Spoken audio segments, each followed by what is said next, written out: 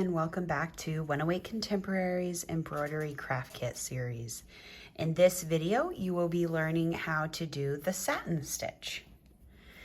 This stitch can be a little difficult, so give yourself a lot of patience and grace while learning this stitch. You might even want to practice before you use it on your kit.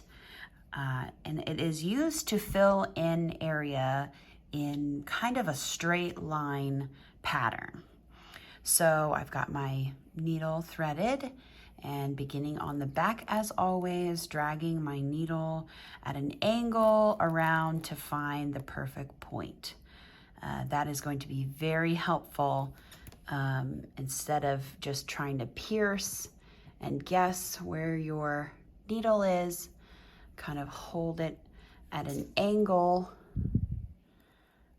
and drag it around the fabric, and that way you can see the point on the front side and drag it to the precise spot that you'd like to start.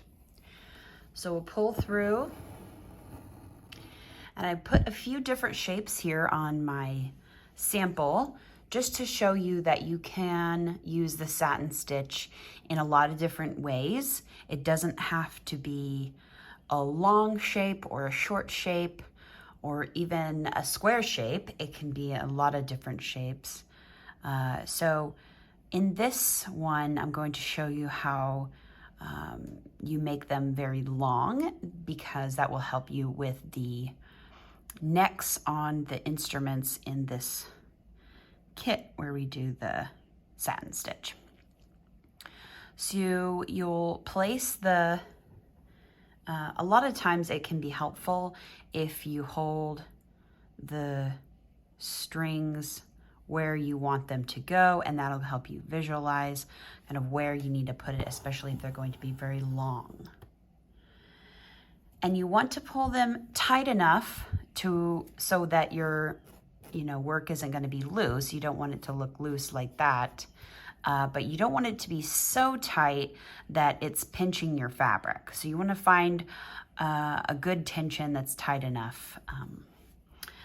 A lot of times, if you try to go right next to this long, right next to the point where you just came in, it can make it look to where it is kind of separated. So even though it feels like you're going to waste a lot of thread, go back up to the top, because it will allow you to get close enough to that previous stitch without creating a space. And come back through. And what I typically try to do is stay along a thread line in the fabric. If that's too difficult to do, just get close enough and then come back down next to. So that stitch just lays completely flat next to that previous stitch. And when you first put the stitch in, you might notice that you can see a little bit of the base fabric, but that's okay. Once you continue filling in, they'll push to where you cannot see. Go back up to that top. Try to get as close as possible.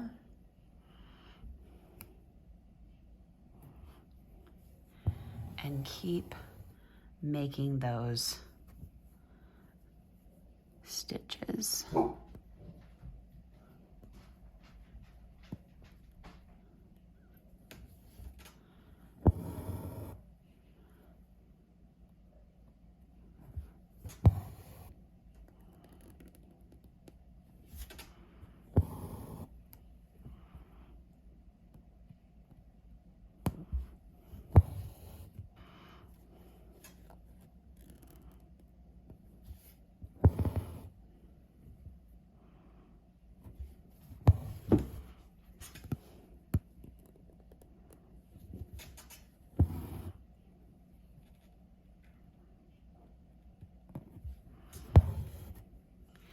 And there you go. We've been able to fill in that area.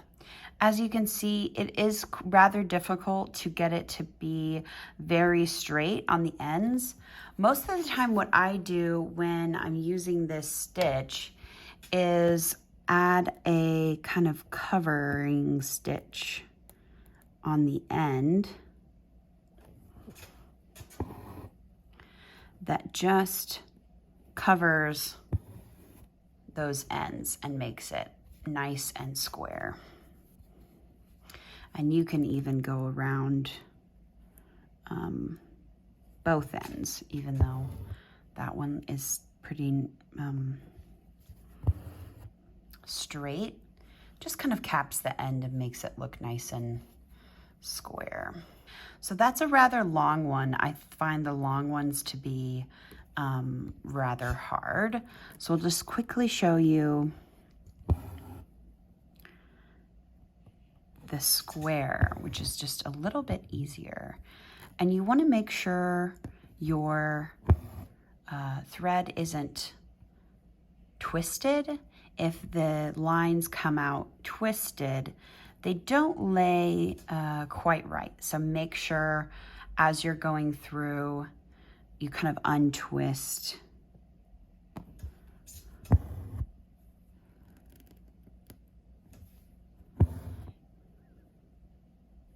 Something that can also be helpful is go a little bit beyond and put in a stitch as like a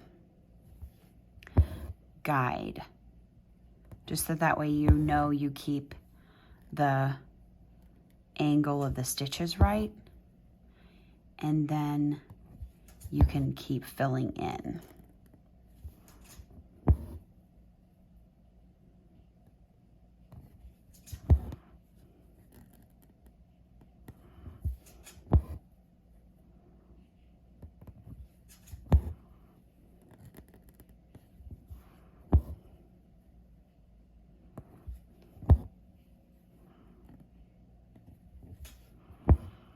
And like I said before, be gentle with yourself. This is a difficult stitch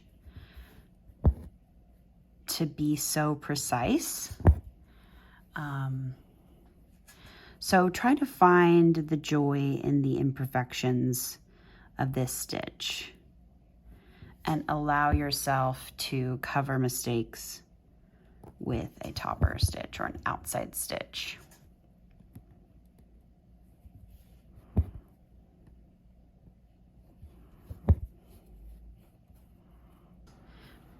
Don't forget to subscribe to our YouTube channel for more tutorial videos. Thanks for watching.